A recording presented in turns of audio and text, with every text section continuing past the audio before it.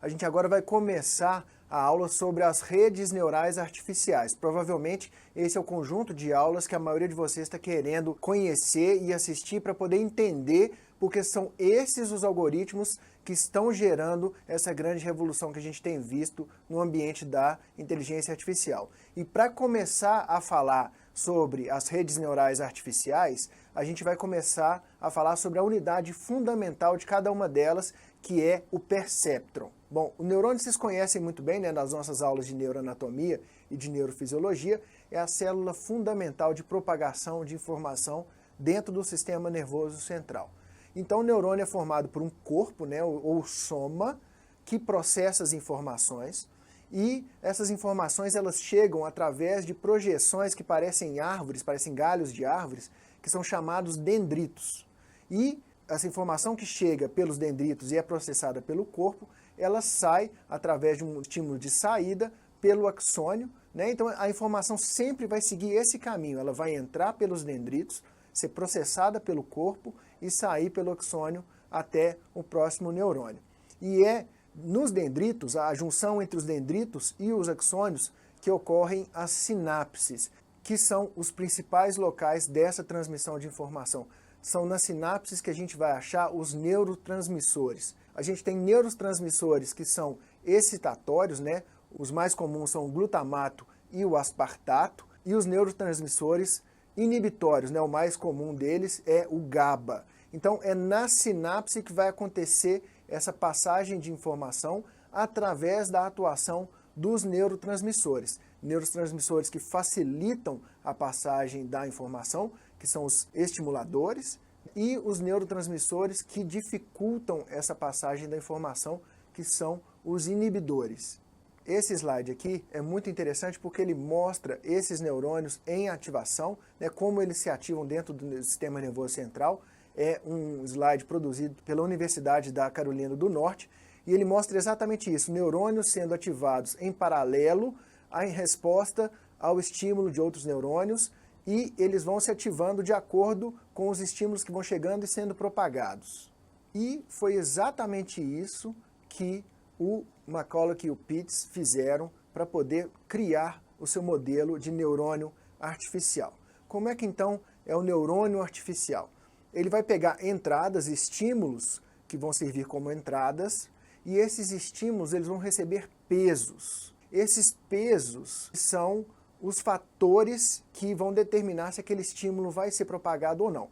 Então, por exemplo, existem pesos maiores para estímulos que fazem muito sentido dentro daquela tarefa e pesos menores que são dados para estímulos, para features que são mais irrelevantes para o sucesso daquela tarefa. E a partir desses pesos que o algoritmo vai dar para cada feature, ele vai fazer uma soma ponderada, e se aquela soma ponderada passar um certo nível, ou o que a gente chama de threshold, ele vai ativar o neurônio. Se ele não passar esse threshold, ele não vai ativar. Então, por exemplo, se eu tenho uma feature que estimula muito, que aumenta muito a chance daquele modelo ter um bom resultado, essa feature vai ter um peso alto dentro daquele modelo. E aí quando a gente fizer a soma dessas features, essa feature vai ser muito relevante para o modelo, e aí ela vai acabar aumentando a chance de ser ativado aquele neurônio. Então, por exemplo, quando a gente pega um rosto humano, quais são as features que podem ser essenciais para a gente classificar bem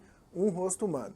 Bom, são 2 olhos, um nariz, uma boca, 2 orelhas e a conformação geométrica do rosto humano. Como é que a gente vai fazer? A gente vai aplicar pesos para essas medidas, para essas features, e features que vão apresentar dentro daquela imagem, por exemplo, de uma face, que sejam relacionadas a uma face normal que o modelo tem aprendido, elas vão ter um peso maior para classificar aquela imagem que o modelo está vendo como uma face, para classificar ela de forma positiva, de forma adequada. E features que são menos interessantes para o sucesso desse modelo vão receber pesos menores. Então, quando a gente sobrepõe o neurônio artificial ao neurônio normal, a gente percebe o quê?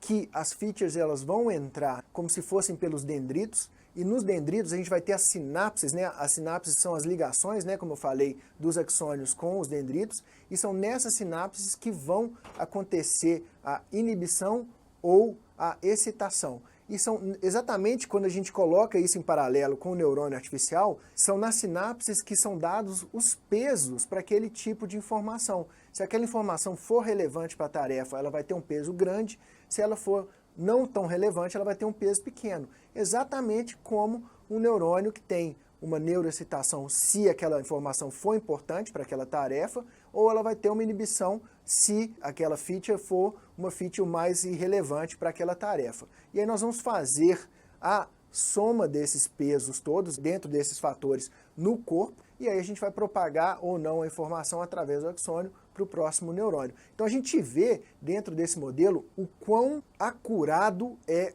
o modelo do neurônio artificial em relação ao neurônio natural. Esse slide é muito interessante porque ele mostra uma foto do próprio Frank Rosenblatt mexendo no perceptron lá em 1958 e a gente consegue ver fisicamente como é que essas relações dentro do perceptron eram feitas e realmente era uma confusão muito grande e realmente depois da invenção do microchip a gente consegue perceber que tudo isso aí foi minimizado para dentro do microchip e ajudou muito o desenvolvimento da computação como um todo, mas especialmente da inteligência artificial. Bom, então translacionando tudo isso que a gente viu entre o neurônio natural e o neurônio artificial, a gente vê o esquema do perceptron. Então o perceptron é exatamente isso.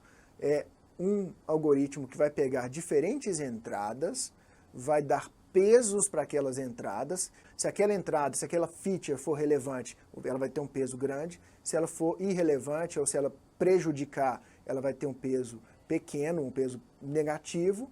E você vai fazer uma média ponderada, né, uma soma ponderada dessas features todas com os seus pesos, e aí você vai perceber se aquela informação deve ser passada ou não. E como que você vai fazer essa ativação do neurônio? Através do uso da nossa já conhecida função sigmoide. Alguns neurônios usam uma função que chama Heaviside, mas o neurônio, o perceptron clássico, ele utiliza a função sigmoide, porque aí você tem uma classificação. Então, vocês se lembram bem que a função sigmoide é que era a melhor utilizada para as tarefas de classificação. Então, exatamente é uma classificação que a gente vai ter ali na parte da ativação, se aquela informação deve ser passada para frente ou se ela não deve ser passada para frente. Então, na verdade, o perceptron é exatamente isso aí.